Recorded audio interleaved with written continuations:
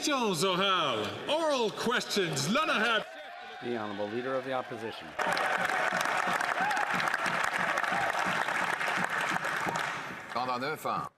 For 9 years, the Liberal bloc has put a tax on your food, causing your groceries to be more expensive, doubled the cost of housing, and doubled the national debt.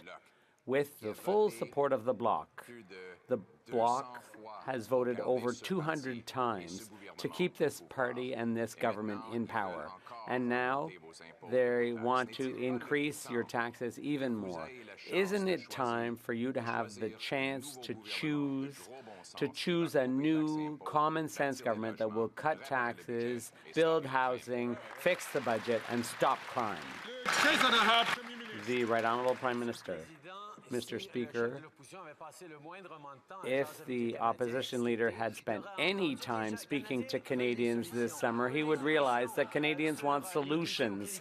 They want solutions to the challenges they face as families with fighting climate change. They want to know how Canada is going to position itself for the economy of the future. But the opposition leader is only interested in his own interests, not Canadians' interests. Meanwhile, we on the other side of the House here will continue to work to deliver the goods to Canadians to build a stronger economy for all. The Honourable Leader of the Opposition.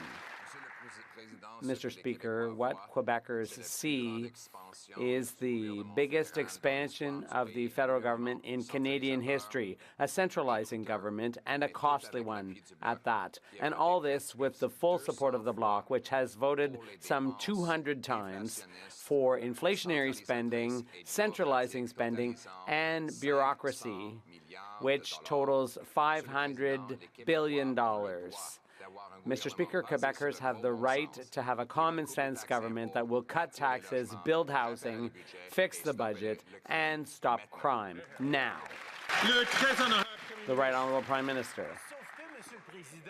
What we're doing, Mr. Speaker, when we announced in Quebec a significant investment in Telesat to create good jobs in Quebec, which will have an impact on productivity and national security in Canada and all around the world, the Conservative response was to call their friend Elon Musk to say, no, you can't send those jobs here to Canada.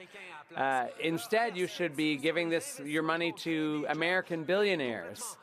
We find that completely far-fetched. We are here to invest in Quebecers for the future. The Honourable Leader of the Opposition. After 9 years of NDP Liberals, taxes up, costs up, crime's up, time's up. And now he wants a 300% carbon tax hike, all the way up to 61 cents a litre. Why not let Canadians choose a common-sense Conservative government that will axe the tax, build the homes, fix the budget, and stop the crime now? The Right Honourable Prime Minister. The opposition has spent any time listening to Canadians over the summer, he would have heard that they need solutions. They need answers to the challenges they're facing. That's not what he's offering. Indeed, he doesn't care about Canadians. He just cares about himself and his own political interests. We're going to keep focused on doing the things that he refuses to do, whether it's him voting against dental care, whether it's him voting against child care, whether it's him voting against a national school food program. We're going to still deliver the things that matter to Canadians, like food in kids' bellies, child care spaces, and supports for seniors to go to the dentist, many of them first time in years. The Honourable Leader of the Opposition.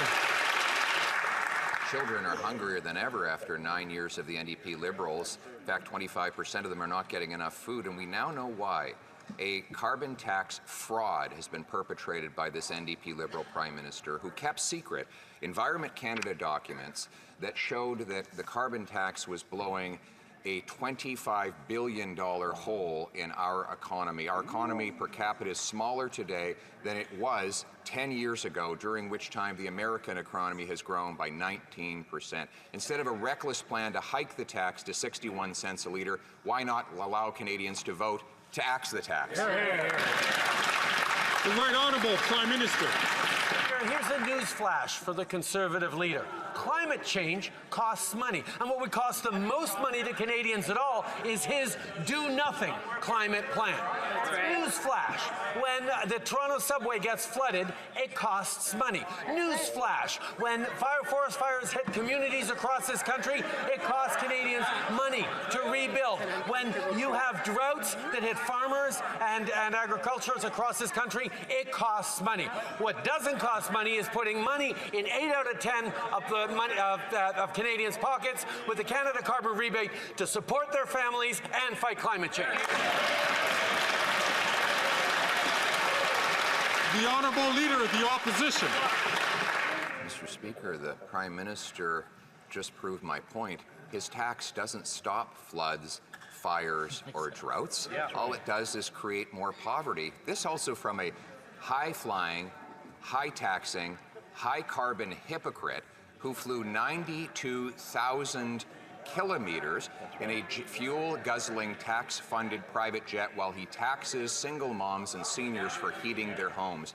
Now, carbon tax Carney wants him to put the tax back on home heating oil. Will he reject carbon tax Carney and instead allow Canadians to choose to axe the tax?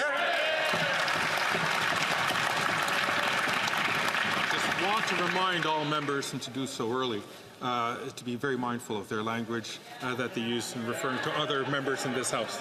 The Right Honourable Prime Minister. Mr. Speaker, the Conservative leader doesn't believe in climate change, and that's why he has a do-nothing plan to fight climate change. It would cost Canadians money and challenge the future we're building for our kids.